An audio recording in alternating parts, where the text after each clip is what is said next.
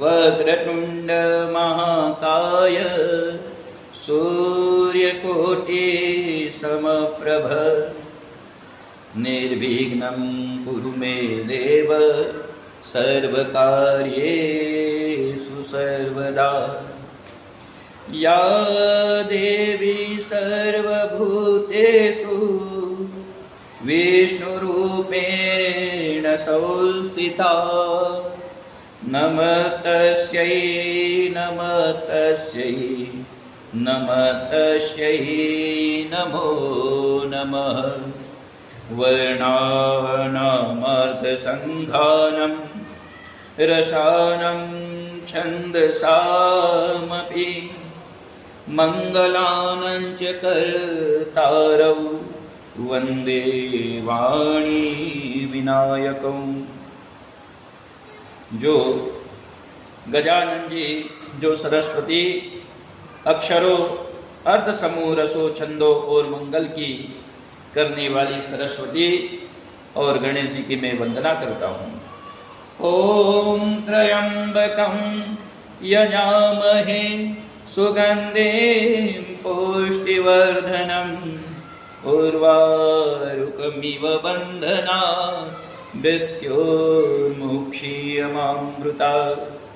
वन्दे बोधमयं नित्यं गुरुं शङ्कररूपिणीं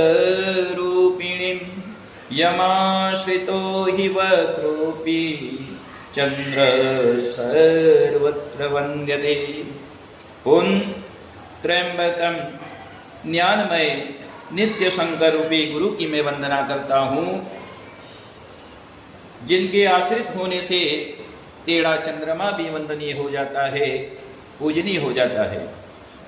गुरुर्ब्रह्मा गुरुर्विष्णु गुरुर्देवो महेश्वर गुरुर्साक्षात् परब्रह्म तस्मै श्री गुरुवे नमः। अखण्डमङ्गलाकारौ व्याप्तौ येन चराचरं तत्पदं दर्शितं तेन तस्मै श्री गुरुवे नमः। नमामि श्रीमद्गुरुं नित्यं महं नमामि। ओम गुरुभ्यो नमः। जो गुरुदेव आनंद के स्वरूप है, जिन गुरु के दर्शन मात्र से हृदय में प्रसन्नता और हृदय पुलकित हो जाता है, पावन हो जाता है, वे ज्ञानमय गुरु स्वरूप योगियों में योगी भवन रोग से दूर करने वाले ऐसे शंकर रूपी गुरु की मैं वंदना करता हूँ, उनके चरणों में वंदन करता हूँ। गुरुदेव के वंदन के उपरांत अब हम सभी कथा का रसपान करें, कथा का श्रवण करें।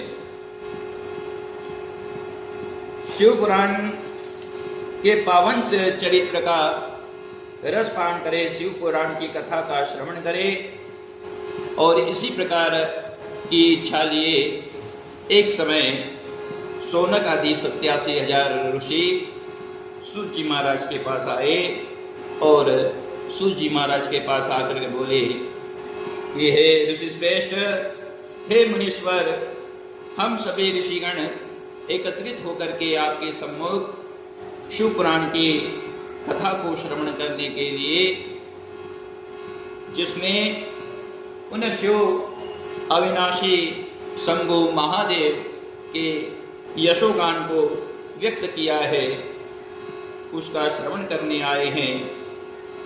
हे ऋषि श्रेष्ठ, शिव जी के चरित्र को श्रवण करने आए हम सब आपसे निवेदन करते हैं कि आप शिव जी के उस पावन चरित्र को,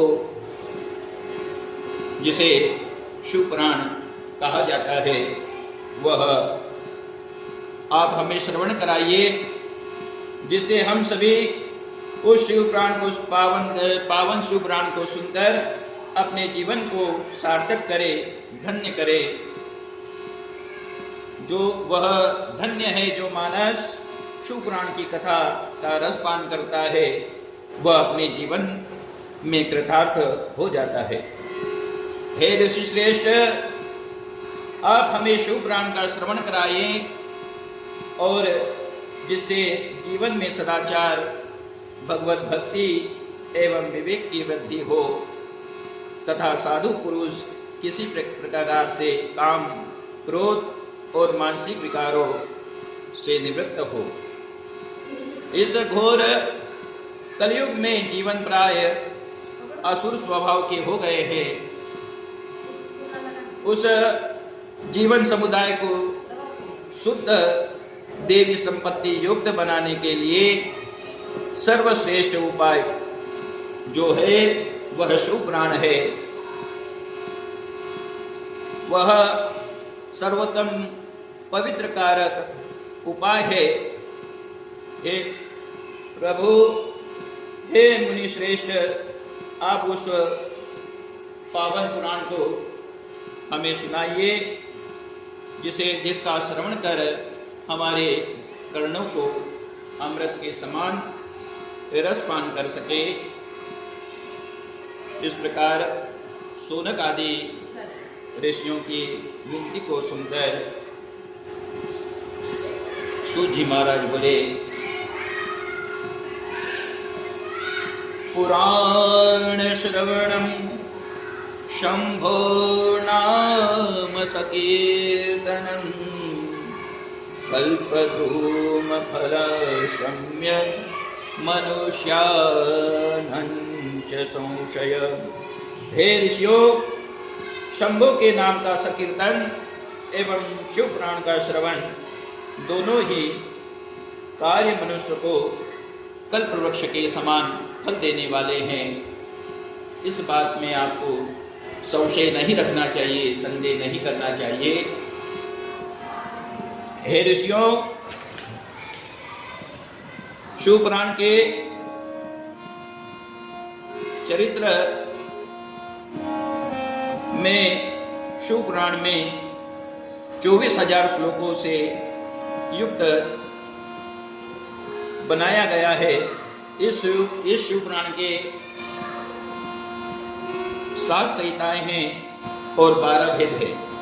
मनुष्य को चाहिए कि वह भक्ति, ज्ञान और वैराग्य से भली भांति संपन्न होकर के बड़े आदर के साथ, बड़े भाव के साथ, बड़ी श्रद्धा के साथ उन शिव जी के चरित्र को श्रवण करे।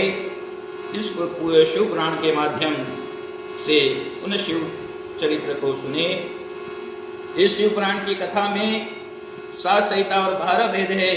उन संहिता और 12 भेदों का वर्णन प्रथम जो है वह है विद्येश्वर संहिता, दूसरी है रुद्र संहिता, तीसरी है शतरुद्र संहिता, चौथी है कोटि रुद्र संहिता, 5वीं है उमा संहिता और 6ठी कैलाश संहिता, 7वीं है वायवी संहिता।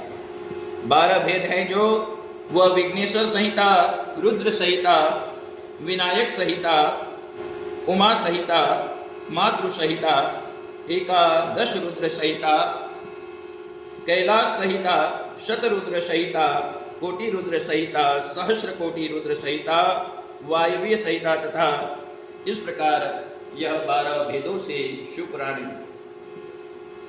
काव्य का शिव पुराण वेद को बनाया गया है। इस शिव पुराण की विधि बतलाई गई है पुराण के अंदर, उसे आप लोग सभी सावधान होकर सुने। सर्वप्रथम शिव पुराण श्रोता को, शिव पुराण करने वालों को, आयोजन करने वालों को चाहिए कि वह जिस स्थान पर आयोजन कर रहे हैं वहाँ के सभी सहयोगी दलों को बुलाकर और फिर किसी प्रमुख ज्योतिषी को बुलाकर और सहयोगी के साथ बैठकर उन विघ्नहर्ता का स्मरण कर कथा में विघ्न बाधा को दूर करने के लिए और कथा की समाप्ति विघ्न बाधा की से दूर हो, इस उद्देश्य से शुद्ध मुहूर्त का अन्वेषण करना चाहिए, शुद्ध मुहूर्त का अनुसंधान करना चाहिए। जब मुहूर्त का अनुसंधान हो जाए उसके उपरांत उचित स्थान को खोजे, उचित स्थान को जाने, घर में शिव पुराण करवाए, घर के बाहर शिव पुराण करवाए, किसी प्रमुख तीर्थ में शिव पुराण करवाए या किसी शिवालय प्रांत में शिव पुराण आदि का करवाने का स्थान चयनित करे और वहाँ पर सभी श्रोतागणों की बैठने की उचित व्यवस्था हो, आवागमन की सुविधा हो, आने जाने में किसी प्रकार की परेशानी श्रोताओं को ना हो, जल छाया अन्नदान आदि की व्यवस्था वहाँ सुलभता से हो, ऐसा स्थान पर शिव पुराण का आयोजन करना चाहिए। जब शिव पुराण के स्थान का चयन हो जाए तो फिर उस भूमि का संशोधन करना चाहिए, उसका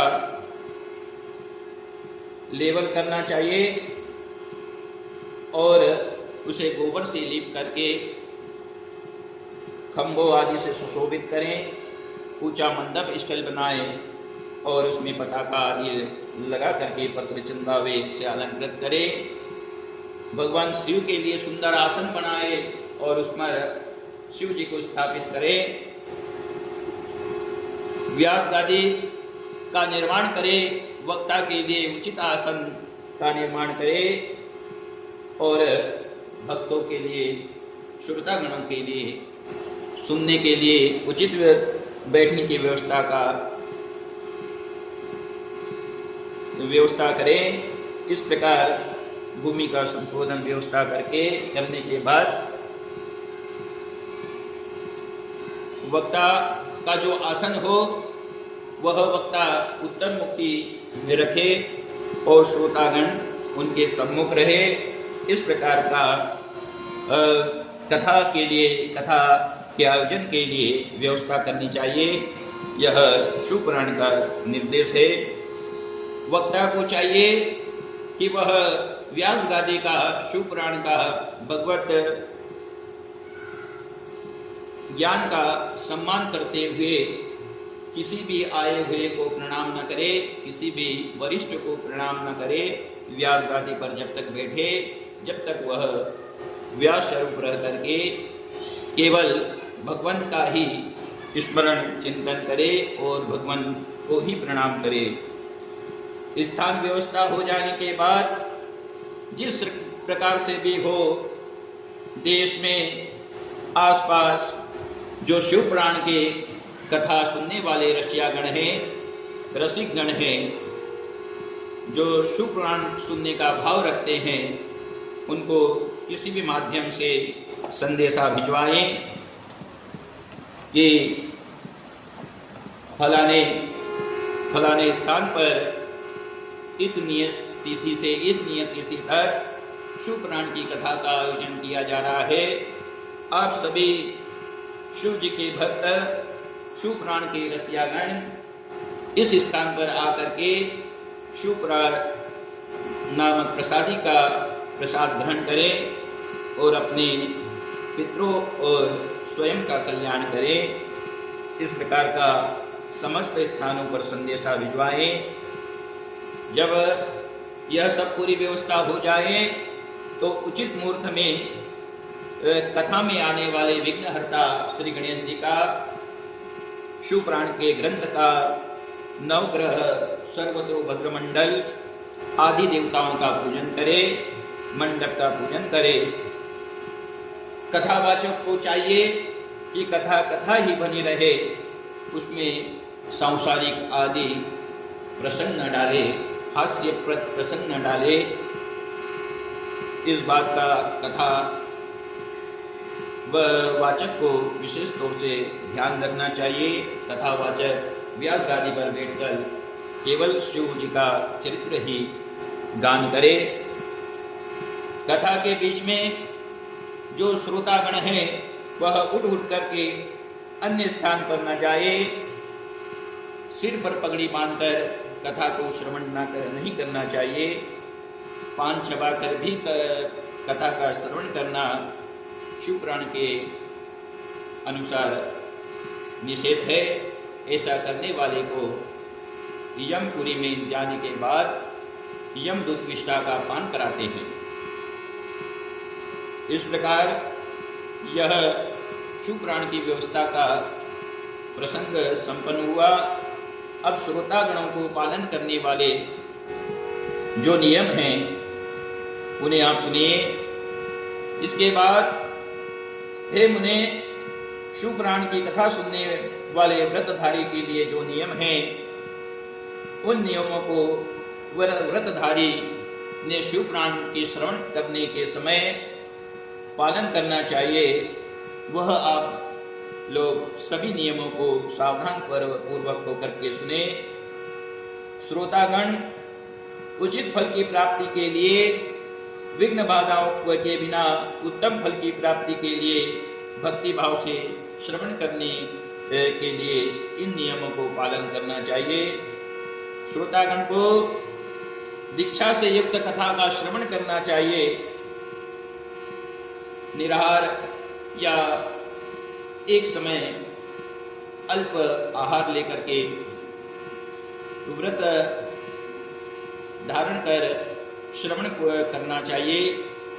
यदि सामर्थ्य न हो तो निराहार रहने का, तो दूध या घी आदि पी करके कथा का श्रवण करे, फलाहार ग्रहण करे, अथवा एक ही समय भोजन कर भी आप कथा का श्रवण करते हैं। यदि वो भी न पालित हो तो जब तक कथा श्रवण करे तब तक भोजन ना ग्रहण करे। यदि वो भी न हो तो जिस प्रकार से आपकी श्रद्धा हो, भाव हो, उसी प्रकार से कथा का श्रवण करें। जिन्होंने कथा श्रवण का व्रत लिया है उन्हें गरिष्ठ अन्न, जला हुआ अन्न, सेम, मसूर, भाव दूषित, किसी के भाव में आया हुआ दूषित किया हुआ अन्न, बासी अन्न खा करके कथा को श्रवण नहीं करना चाहिए। जिन्होंने व्रत धारण किया है वे पुरुष प्याज, लहसुन, हिंग, गाजर, मूली आदि मादक वस्तुओं का सेवन न करे। काम, क्रोध आदि भावों को अपने मनोस्थल में ना रखे। ब्राह्मणों की निंदा ना करे, किसी पतिव्रता स्त्री की निंदा ना करे, साधुओं की निंदा ना करे। यह सब त्याग करके श्रवणकर्ता को कथा श्रवण करनी चाहिए। यह शिव पुराण की कथा कहती है। भक्तिमय होकर के, भावमय होकर के भगवान सदाशिव के चरित्र को श्रवण करना चाहिए, उनकी कथा का रसपान करना चाहिए। फिर सूत जी बोले कि हे मुनिश्रेष्ठ, सोनक आप धन्य हैं, आपने के हृदय में पुराण कथा के सुनने के प्रति जो विशेष प्रेम और लगाव है, जो लालसा है, उसे देख करके मेरा हृदय अति प्रसन्न हुआ। मैं शुद्ध बुद्धि से विचार करके इस परम कथा को, उत्तम शास्त्र को आप लोगों के सम्मुख वर्णन करता हूँ। हे वत्स, संपूर्ण शास्त्रों के सिद्धांत से संपन्न, भक्ति आदि को बढ़ाने वाला, भगवान शिव को संतुष्ट करने वाला तथा कानों के लिए रसायन स्वरूप दिव्य पुराण का श्रवण कीजिए। यह उत्तम शिव पुराण काल रूपी सर्प से प्राप्त होने वाले महान राष्ट्र का नाश करता है। हे मुने, पूर्व काल में इस चरित्र को शिव जी ने ब्रह्मा जी से कहा। ब्रह्मा जी ने इस चरित्र को नंदी नारद जी से कहा और नारद से यह चरित्र सनत कुमारों ने सुना। सनत कुमार से यह चरित्र गुरुदेव व्यास जी ने सुना और फिर व्यास जी से यह चरित्र मैं शुद्ध आप लोगों से कह रहा हूं, आप लोग उसका श्रवण करें। हे सोनक आदि ऋषियों, यह शिव पुराण आत्म तत्व से के लिए सदा ही सेवनी है, सत्व पुरुषों के लिए पूजनी है। यह शिव तत्व शिव पुराण तीनों प्रकारों के ताप को नष्ट करने वाला है। यह आध्यात्मिक ताप जैसे मानसिक आदि कष्टों से होने वाला ताप या गलत ज्ञान के कारण होने वाला ज्ञान, गलन रूप से विपरीत ज्ञान उत्पन्न होता है, वह है आध्यात्मिक ताप। द्वितीय ताप है आधिदैविक ताप। यह ताप किसी प्रकार की चोट आदि के लगने के कारण, क्षतिग्रस्त होने के कारण होता है। और तीसरे प्रकार का ताप है आदि भौतिक। इस तीनों प्रकार के तापों को यह भगवान शिव का चरित्र नष्ट करने वाला है, प्रसन्नता प्रदान कराने वाला है। आप इसे सभी सुने। अब हम शिव तत्व के बारे में विषय में जाने कि शिव तत्व क्या है। अलिंगो लिंगमूलंतु अव्यक्तं लिंगमुच्यते अलिंग शिव इत्युक्तो लिंगम शैवमिति स्मृतम्। वह निर्गुण ब्रह्म शिव अलिंग ही लिंग प्रकृति का मूल कारण है, तथा स्वयं लिंग प्रकृति का प्रतिरूप भी है, जो शब्द स्पर्श रस गंध आदि से रहित है, जिसमें गुण नहीं है, निर्गुण है। ध्रुव अक्षय अलिंग निर्गुण तत्व का ही शिव कहा गया है, शिव को कहा गया है। शब्द स्पर्श रस रूप आदि गंध से संयुक्त व प्रधान प्रकृति को ही उत्तम लिंग कहा गया है।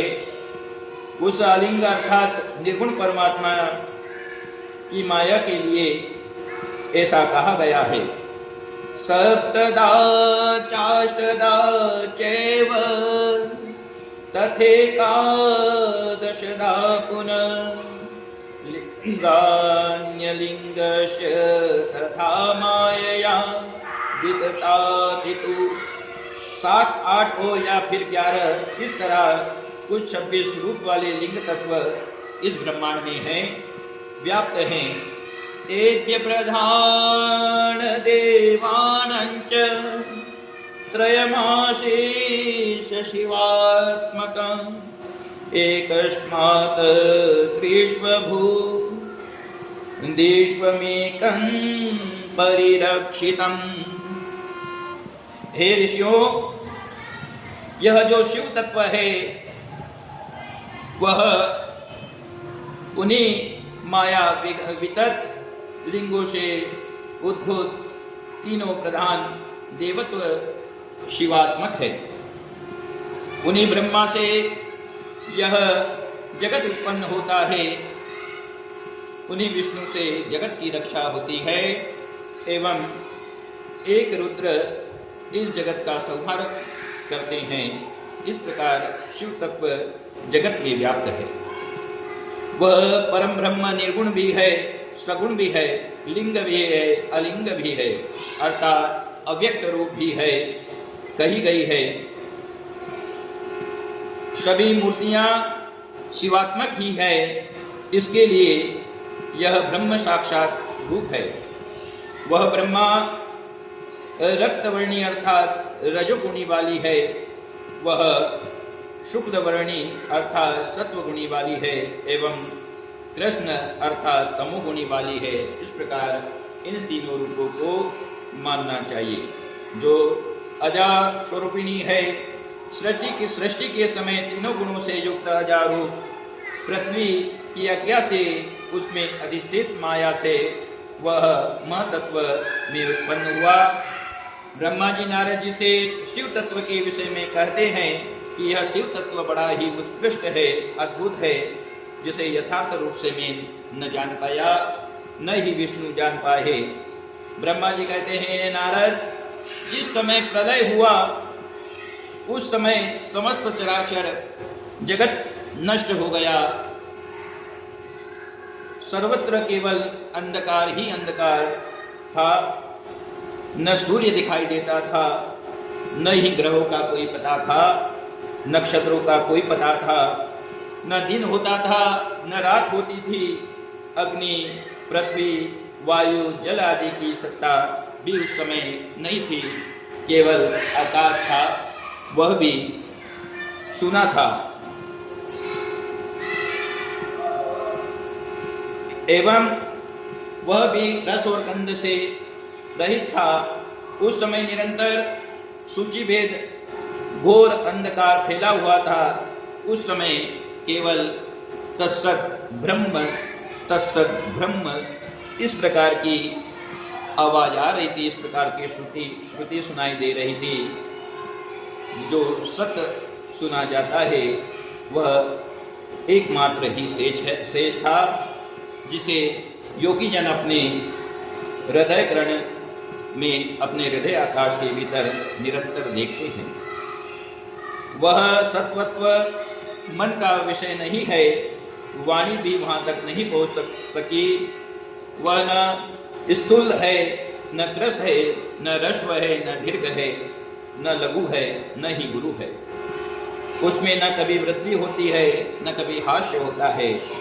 श्रुति भी इसे के विषय में चकित भाव से इतना ही कह पाती है कि इसकी सत्ता मात्र से निरूपण का कर पाती है, विशेष मात्र से कर पाती है।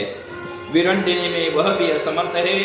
जो शिव तत्व है वह सत्य ज्ञान स्वरूप, अनंत परमानंदमय, परम ज्योति स्वरूप, अप्रमेय, आधार रहित, निर्विकार, निराकार, निर्गुणी, योगी, गम्य, सर्वव्यापी, सबका एकमात्र कारण, निर्कल्प, निरारंभ, माया शून्य, उपद्रव रहित, अद्वितीय, अनादि, अनंत, संकोच, विकास से शून्य तथा चिन्मय है। उनके काल के बाद सृष्टि का समय आने पर पुनः शिव में द्वितीय होने की इच्छा प्रकट हुई और उस इच्छा से एक होने से अनेक होने का भाव संकल्प उदित हुआ। तब उन निराकार परम भक्त परमात्मा ने अपनी लीला शक्ति से अपनी ही मूर्ति का आकार लिया और अपनी मूर्ति रूप की कल्पना की। वह मूर्ति संपूर्ण ऐश्वर्य गुणों से संपन्न, सर्व ज्ञानमयी, शुभ स्वरूपा, सर्वव्यापिनी, स्वर स्वरूपा, सर्वदर्शनी, सर्वकारिणी, सर्ववंदनी, सबको कुछ न कुछ न देने वाली एवं संपूर्ण संस्कृतियों का केंद्र थी। उस शुद्ध रूपिणी ईश्वर मूर्ति की कल्पना करके वह अद्वितीय, अनादि, अनंत, अविनाशी परब्रह्म अंतर हित हो गया। उस मूर्ति चिन्मय आकार वाले भगवान सदाशिव को ईश्वर कहते हैं।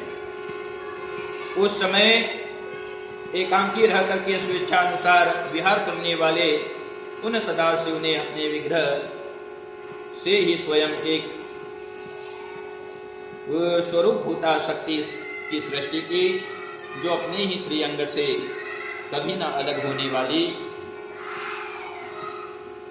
न थी, और उस परम शक्ति को प्रधान प्रकृति, गुणवती, माया, बुद्धि तत्व की जननी तथा विकार रहित बताया गया है।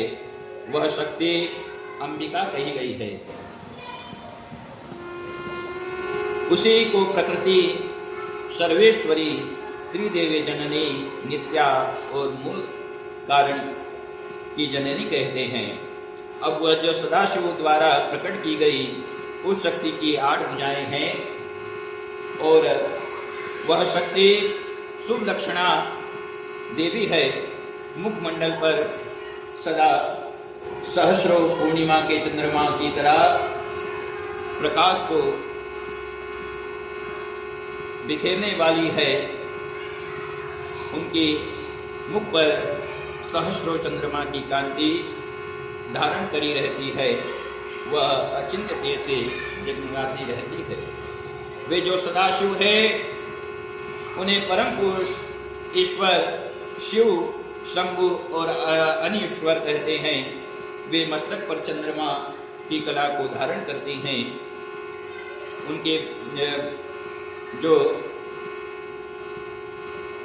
भाल प्रदेश पर सहस्रों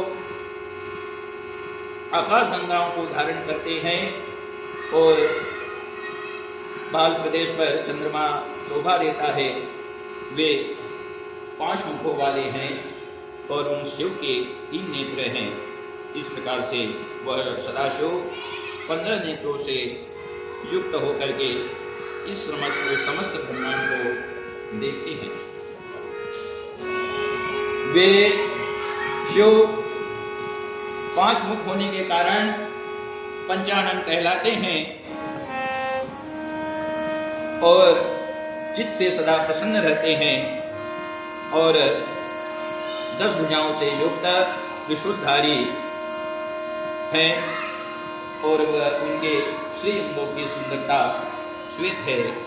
उनका श्री अंग है जो है वह कर्पूर के समान है। इस प्रकार से है कर्पूर के समान, कुंद फूल के समान। कर्पूर गौरम करुणावतारम संसार सारम भुजगेन्द्रहारम सदा वसंतम हृदयारविंदे भवं भवानी सहितं नमामि। जिनके वर्ण की संज्ञा कर्पूर के समान दी जाती है उन सदाशिव का उत्तम क्षेत्र काशी है। वे सदाशिव उस स्थान काशी से कभी मुक्त नहीं होते, इसलिए वह काशी अविमुक्त काशी के नाम से जानी जाती है।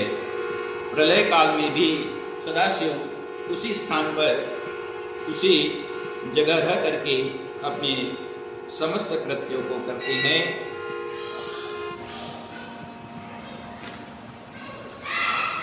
इस प्रकार हम सभी ने भगवान शिव के तत्व को जाना, भगवान शिव के चरित्र को जाना, उन सती स्वरूपा जगदम्बा के चरित्र को जाना।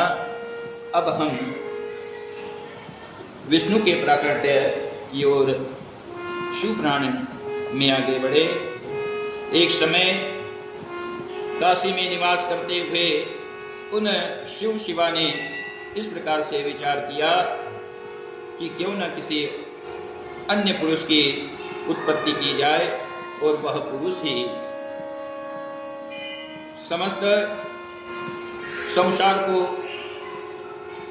रचने वाला, संपूर्ण संसार का, संपूर्ण विश्व का सृजन करने वाला हो, वे ही उस जगत का पालन करने वाला हो और वे ही उस जगत का संहार करने वाला हो। इस प्रकार उन शिव शिवा ने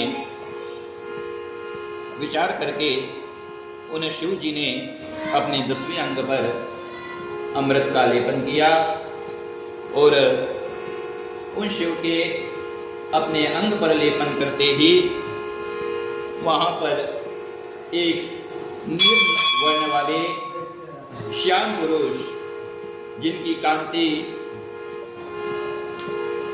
कमल के समान, नेत्र कमल के समान, नील कमल के समान है, वे विष्णु बड़े ही शांत स्वभाव वाले श्री हरि वहां पर सदाशिव के सामने प्रकट हुए। उन सदाशिव ने उन पुरुष को विष्णु नाम से पुकारा, इसलिए वह विष्णु नाम से जाने गए। उन विष्णु ने अपनी उत्पत्ति के संबंधित उन शिव से पूछा कि हे प्रभु, किस कार्य के लिए आपने मेरा सृजन किया है? मैं यहाँ पर प्राकट्य हुआ हूँ, आप उसका उद्देश्य बतलाइए। तब उन शिव ने उन नीलवर्ण नामक पुरुष से इस प्रकार कहा कि हे विष्णु, तुम इस जगत के सृजन करता, पालन करता, संहार करता के रूप में अपने रूपों को व्यक्त करके इस संसार को संचालित करो और इस कार्य के लिए तप करो। विष्णु जी उन सदाशिव का वचन सुन करके और अपने आने का उद्देश्य जान करके उन सदाशिव की का स्तवन कर प्रणाम करके और अपने स्थान को चले गए और वहां पर तप करने लगे।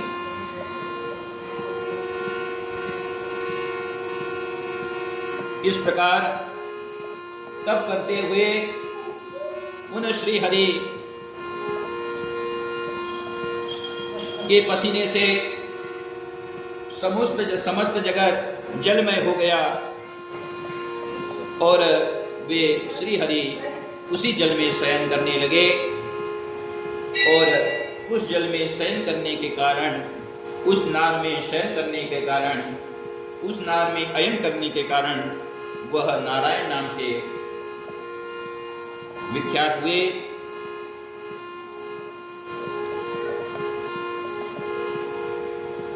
वह बोलिए भगवान नारायण की जय।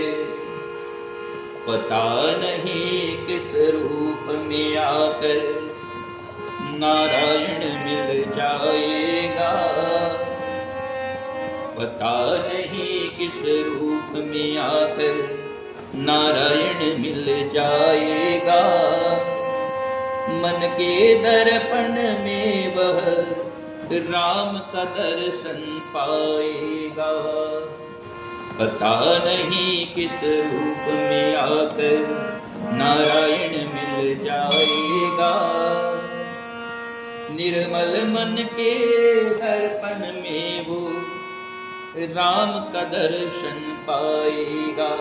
प्राणी प्रभु कृपा से पाया है, झूठे जग प्रपंच में पढ़कर तूने प्रभु को बिसराया है। समय हाथ से निकल गया तो सिर धुन धुन पछताएगा, समय हाथ से निकल गया तो सिर धुन धुन पछताएगा।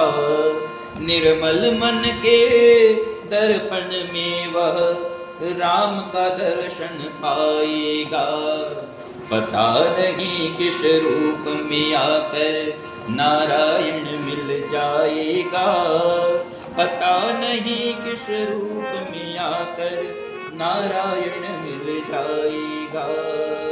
निर्मल मन के दर्पण में वह राम का दर्शन पाएगा, पता नहीं किस रूप में आकर नारायण मिल जाएगा। निर्मल मन के दर्पण में वह राम का दर्शन पाएगा। इस प्रकार हमने शिव पुराण के अंतर्गत भगवान शिव के चरित्र, भगवान अविनाशी के चरित्र को जाना, शिव तत्व को जाना, उन निर्विकार के साकार आकार लेने के प्रसंग को जाना। फिर हमने उन शिव के मूर्ति रूप होने के विषय में जाना। फिर उन शिव के एक से अद्वितीय और द्वितीय से एक से अनेक होने के विषय में जाना। फिर हमने उन शिव के द्वारा विष्णु को प्रकट कर, अन्य पुरुष को प्रकट कर सृष्टि का संचालन आदि का उन विष्णु को आदेश दिया, जिन्होंने तपस्या करके हजारों वर्ष तक तपस्या की और तपस्या के द्वारा वे श्री हरि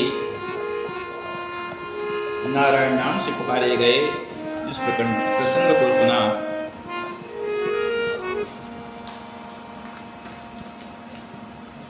अब हम शिव के उस काशी क्षेत्र जहां पर वह शिव निवासरत है, हमेशा शिव उसी स्थान पर रहते हैं, उस काशी क्षेत्र के विषय में जाने। उन सांब शिव ने, ब्रह्म ने एक ही समय शक्ति के साथ शिवलोक नामक क्षेत्र का निर्माण किया।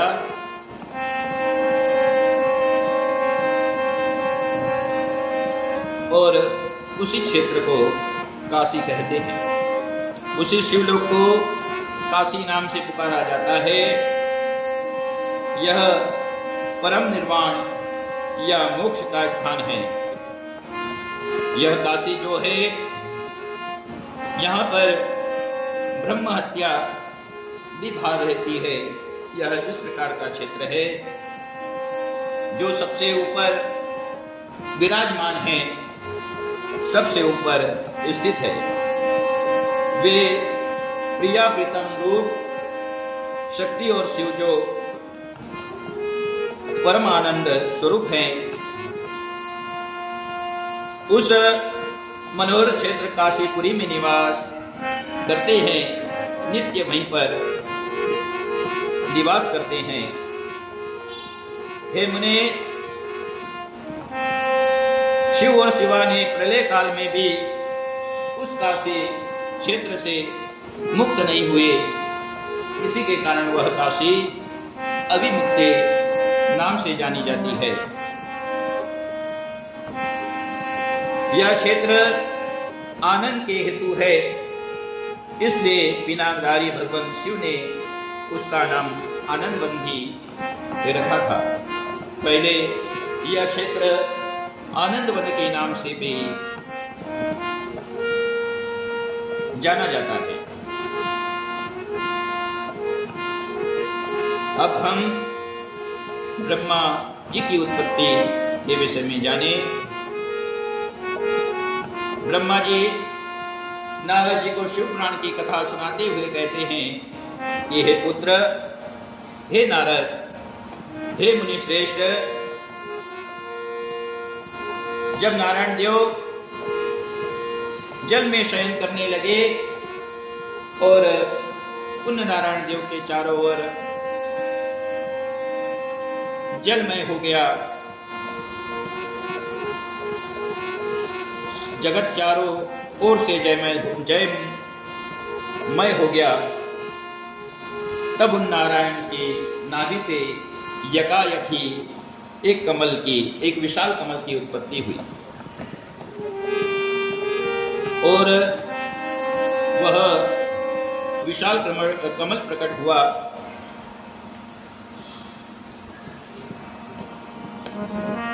जिसकी नाल दंड की संख्या के विषय में मैं भी अज्ञान हूँ, मैं भी अनजान हूँ। उसके नाल दंड का की संख्या के विषय में मैं यहाँ पर तुम्हें कुछ नहीं कह सकता। उस कमल की लंबाई चौड़ाई भी अनंत योजन थी, करोड़ों सूर्य के समान प्रकाशित वह कमल था। सुंदर संपूर्ण तत्वों से युक्त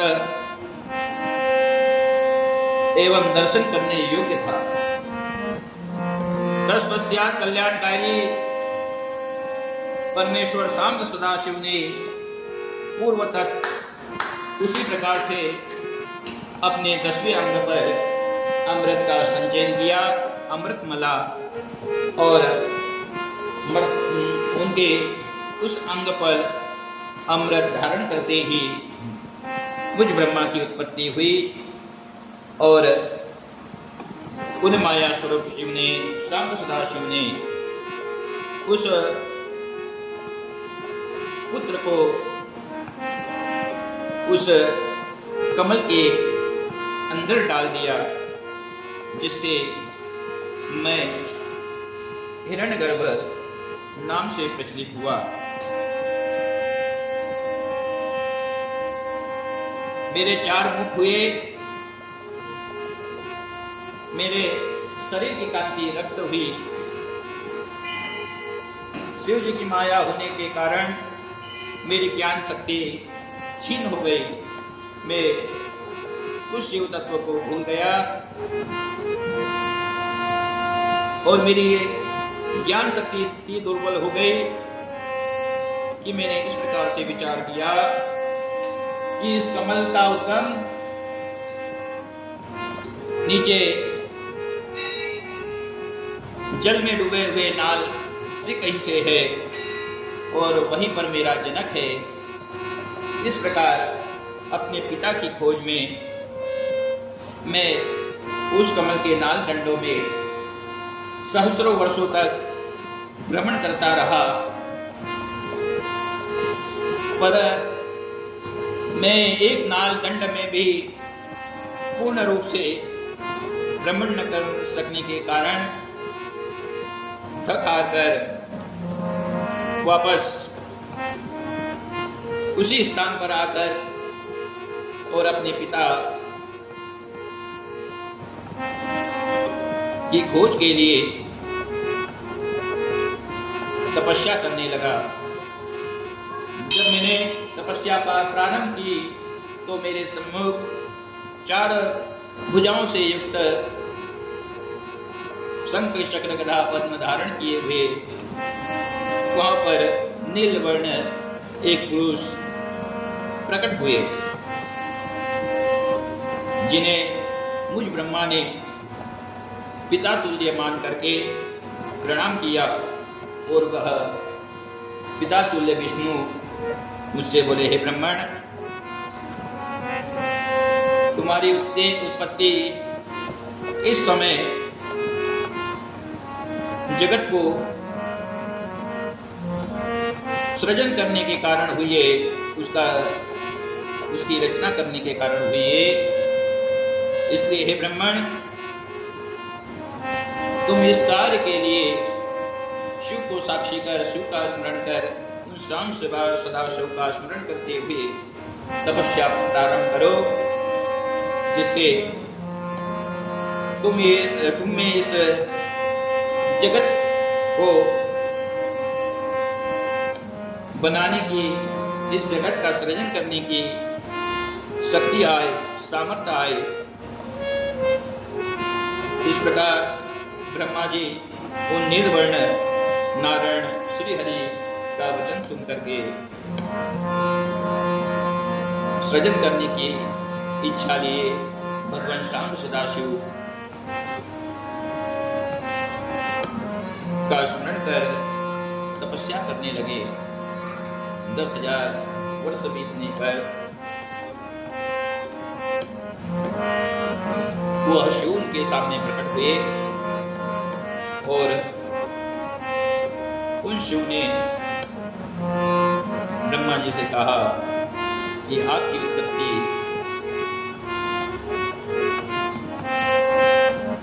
इस जगत में प्राणियों की सृजन करने की हुई है, मानव के सृजन करने की हुई है, समस्त प्रकृति के सृजन करने की है, हे ब्राह्मण, आप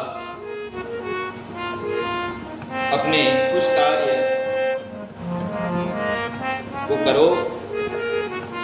भगवान सदाशिव को ब्रह्मा जी ने प्रणाम किया और अपने सृजित करने के कार्य में उन्होंने प्रकृति अन्य प्राणियों की उत्पत्ति करना प्रारंभ की और इस प्रकार जगत में प्राणी एक से अनेक हुए और उनकी उत्पत्ति हुई।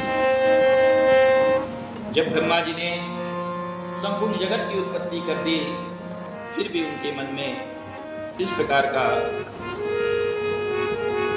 विचार आया कि मेरी उत्पत्ति अभी मूल रूप में नहीं आई, सार्थक नहीं हुई है। तब उन्होंने सदाशिव का स्मरण किया, सदाशिव सम्मुख आए, तब उनका स्तवन कर और कहा कि हे प्रभु, मैं समस्त प्राणियों का सृजन कर सकता हूँ, चढ़ चुका हूँ, प्रकृति आदि का निर्माण कर चुका हूँ, फिर भी मेरे मन में संतुष्टता नहीं है, वह भाव उत्पन्न नहीं हो रहा है कि मैंने सृजन किया है, इसमें कुछ रिक्तता है। स्वामी सदाशिव बोले कि आप मानव की उत्पत्ति कीजिए, मनुष्य का निर्माण कीजिए। पुनः ब्रह्मा ने शिव का आदर्श मानकर मनुष्य की उत्पत्ति, मानव की उत्पत्ति के लिए प्रयास किया। मानव की पूरी रचना शरीर आदि को घड़ दिया, पर उन ब्रह्मा में उस शरीर में प्राण धारने का सामर्थ्य नहीं आया। भगवान सदाशिव के स्मरण करने से वह शक्ति जागृत हुई और मनुष्य का प्रथम रूप स्थापित हुआ। अब उन मनुष्य का विस्तार करने का प्रश्न आया कि इन मानव का विस्तार किस प्रकार से हो। इस प्रकार वह चिंतन करते हुए सदाशिव का स्मरण करते हैं और नारी तत्व की उत्पत्ति के लिए प्रयास करते हैं और सदाशिव की कृपा से अपने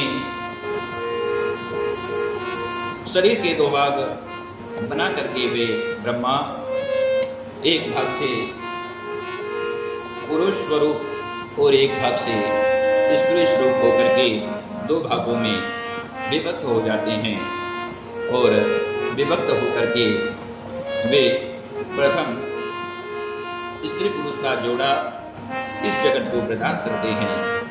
बोलिए सदाशिव भगवान की जय। इस श्रावण मास में, संपूर्ण मास में शिव पुराण की जो कथा शाम के समय की जाएगी, उसका श्रवण आप सभी लोग श्रद्धा भाव से के साथ करें। यह शिव पुराण की कथा YouTube पर भी प्रकाशित की जाएगी। जो इस शिव पुराण का लाभ नहीं ले पाते वह YouTube पर चैनल पर इस कथा को श्रवण करें। बोलिए शाम सदाशिवाय भगवान की जय। यह जो चैनल है वह है शिव प्रभा, तेजोमय शिव प्रभा के नाम से बना हुआ है। उस पर आप भगवान शिव प्रभा कथा को सुने। बोलिए सदाशिव भगवान की जय। बोलिए गुरुदेव भगवान की जय।